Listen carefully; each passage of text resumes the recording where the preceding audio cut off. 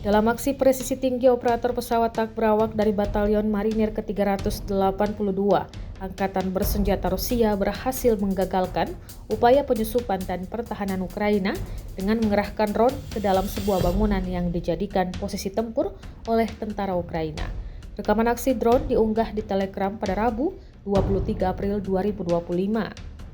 Drone yang dikendalikan secara akurat itu berhasil masuk ke dalam ruangan tertutup tempat dua tentara Ukraina berusaha bersembunyi dan bertahan.